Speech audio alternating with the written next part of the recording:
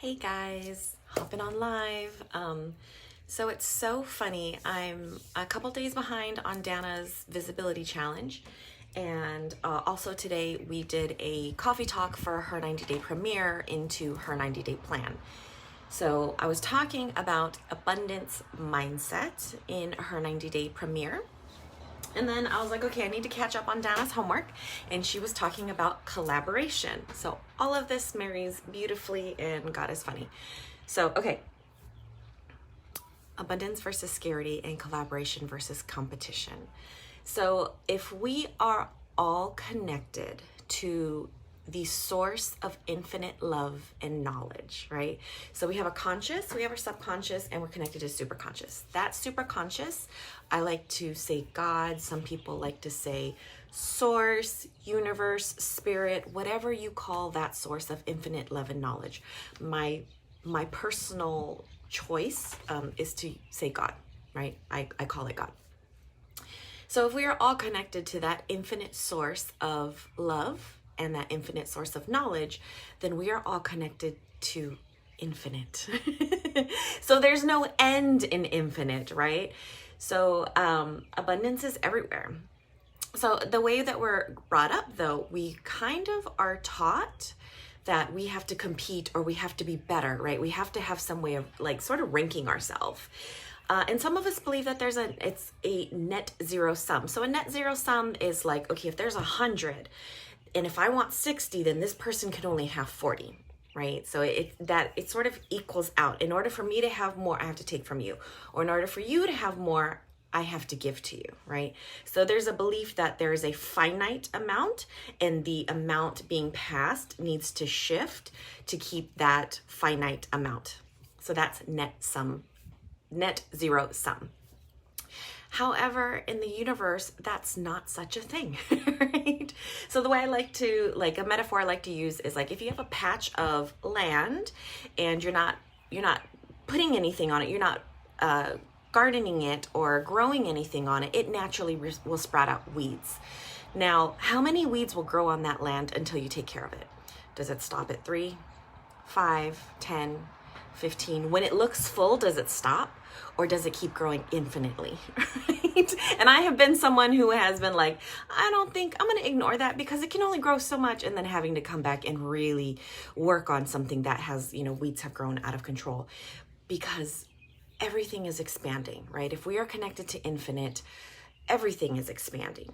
Our world is expanding. Money is expanding. If you look at now, the number of millionaires, trillionaires, billionaires, they didn't exist before. The amount of money in our economy right now is more than ever existed before in the past, right?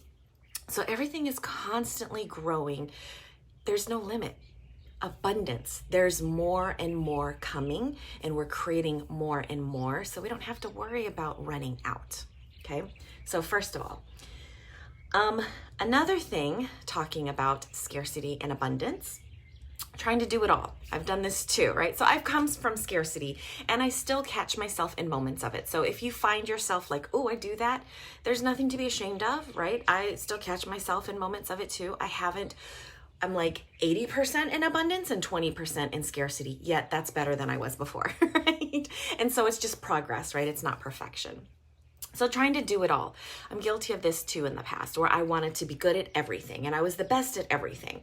And the problem with that is I wasn't focusing on what I was excellent at. So I would have to waste time, energy, and effort becoming excellent in something that I wasn't already excellent at versus finding who was already excellent at that and making that person my partner so that we could collaborate, right? So trying to do it all, that's really just fear. It's fear, it's scarcity, it's worried that I want to be the only source or I don't trust anyone else or, however that wants to show up, versus trusting and building relationships and getting to know people who are excellent in areas that I am not, or you are not, or we are not, period. And then the beauty in that is, let's say there's two of us and we're teaching the exact same lessons, right? We have the exact same curriculum. The really cool thing about this is this person is going to have her life experiences and her messaging and her way of teaching. And I'm going to have my life experiences, my messaging, and my way of teaching.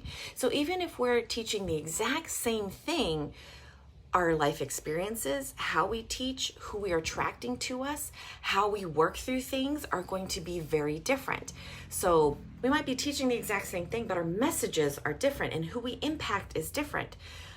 And so the beautiful thing is, motorcycle. And so the beautiful thing is I'm going to attract who my message resonates with. I'm going to attract who I'm going to be able to have the most impact with and who I'm going to be able to help the most. This person is going to be able to attract who their message resonates with, who they're going to be able to impact and help the most. And even though we're teaching the same thing, we have different, I call them safety nets, right? We have different safety nets. The beauty in this is with enough safety nets, we catch everyone. Anyone can fall from anywhere, and with enough safety nets out here, everyone gets caught, and they get caught by the net that's supposed to catch them. The person that has the life experience that can resonate with them. The person that can say things in a way that everyone else has said, but they can finally hear it, right? So the beauty in that is our separate messages actually catch everyone collaboratively.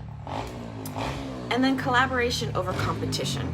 That motorcycle's coming back down the street. So the beauty of that is once we adopt collaboration over competition, there is no competition, right? Like I'm showing up the best that I can with what I have today to serve as well as I can today. So is everyone else. And that tends to be the actual case, right? Some of us are just, sometimes we get stuck in our programs and stuff like that, or we get stuck in beliefs or stuck in a funk or whatever. However, even when people are stuck in their funk, they are doing the best that they can with what they have at that time. So the beauty of that is I don't need to compete. I just have to show up as my best and do what I need to do to serve who I'm called to serve. And that leads to giver's gain. So this is kind of what I talked about in her 90 day. The beauty of this is to create relationships with people that you can trust. And giver's gain doesn't always look tit for tat. It doesn't look necessarily like I help you, you help me, right? It can look like I help you, you help someone else, they help someone else. And so it becomes this beautiful chain. One of my favorite sayings is karma squares everything, right? So karma squares everything in a good way and in a bad way. So if karma is squaring everything and I'm just doing good work, then karma is going to take care of me too. I don't have to worry about, hey, I talked to so-and-so and she hasn't been hooking me up either. We don't have to worry about any of that, right? I helped so-and-so because I was called to help so-and-so. And someone at somewhere will get inspired to help me too, right? But I don't need to track it. I don't need to worry about it. I don't need to worry about it. Last thing I want to talk about, and I'm going to use my partnership with Vera as a beautiful example. So collaboration over competition, and trying to do it all versus focusing on what you're excellent at. There are certain things that I'm very, very good at, right? And there's certain things that I'm not very good at. And so, especially like at the end of my marriage and kind of really looking at what does an equal partnership mean to me. Right, so then I meet Vera and we hit it off really well, and I'm still a little kind of nervous, and she's fabulous. And our other friend Allie's like, hey, you guys should work together. You complement each other very well. And so we started talking, and then all of a sudden it just like clicked, and we just got along really well. And so the beautiful part is Vera is very strong in things that I'm weak in. I am very strong in things that she could use some strength in. So together, collaboratively, we are unstoppable. Together, when we come together, we add to each other, so we grow even more. We create even more. We can come up with solutions even faster. We up-level each other, and not in a competitive way of like, oh, I'm gonna show her. Just by being together and really like caring about each other and talking through things and bringing our perspectives, we naturally complement each other. And so between us, I don't even know if there's a weakness. So that's a beautiful part of collaboration. Finding that partner that excels in things that maybe you're not so strong at, and maybe you excel in things that maybe they're not as strong at. But together, there are no weaknesses. So hopefully we can see. I don't know how to wrap it up, so I'm just going to talk. Hopefully we can see how there is no competition, right? There is no, anytime you find yourself competitive or anytime you're in that scarcity mindset, and I still catch myself every so often, oh, so-and-so's doing much better than me. What are they doing that I'm not doing? What do I need to learn? What do I need to change? What do I need to shift? Where do I need to grow, right? Let that go and just take that moment to realize what's going on in me. Listen to those things, right? Because they're just the insecurities, the triggers, the programs, the not enough, all that stuff kind of coming up, right? Soothe yourself like you would a toddler. And it doesn't have to be like you're going to, it doesn't have to be that way. It can just be, I'm okay. I'm on my own path. I'm on my own journey. My journey looks different than this person. I'm really great at these things. They're really great at these things, right? We can kind of talk ourselves off of that edge of being in that competitive mindset, and then get to the point where, and I want to celebrate that person. I want to celebrate you because you're doing really, really great. And we rise together, right? We don't have to have a disparity between people that have everything and people that are still trying to make it.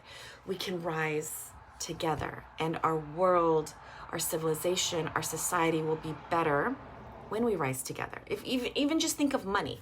More people having more money means more money in our economy, means more money into programs, means more money for kids in schools, more money for healthy, nutritious food available everywhere, more money to support everyone's businesses, right? Then we don't have to worry about, if we all were millionaires and we're going through this pandemic, we wouldn't have to worry about, having to take care of people to make sure they didn't lose their homes and that kind of stuff.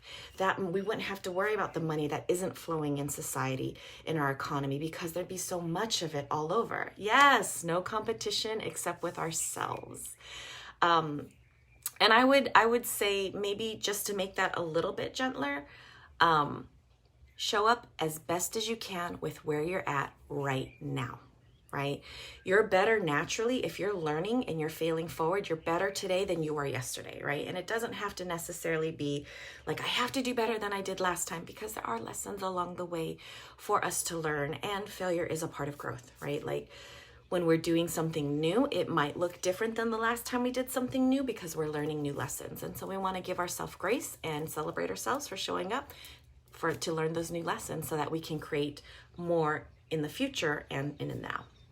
So I hope you are having an amazing Saturday. I will hop on tomorrow with my last of Dana's homework, which I don't know until tomorrow when I check it out. Absolutely, Noe. Collaboration is definitely better choices, right? Because it's more about relationships that you built with people and how can you grow together, right? So it's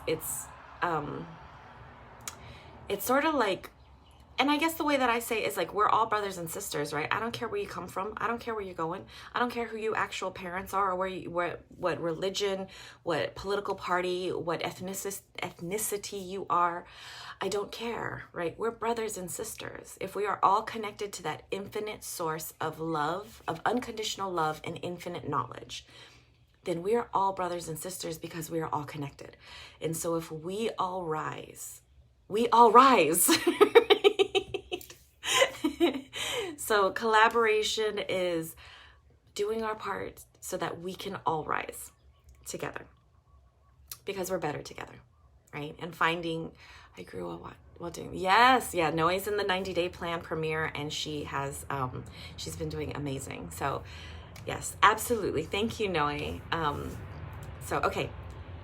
I hope you're having a fabulous, fabulous Saturday. I hope you are waking up inspired, resting when you need to. I did have to take a little rest today, so I was like, okay, let me relax, and actually took a nap, give myself what I needed, filled myself up with nutrition so that I could feel really great to come back. And I hope you do the same for yourself too, because you matter. You matter most. Your dreams matter. What you want to do matter, and your brothers and sisters matter too. So let's collaborate, because competition isn't really a thing when there's abundance. Okay, have a great day. See you later. Bye.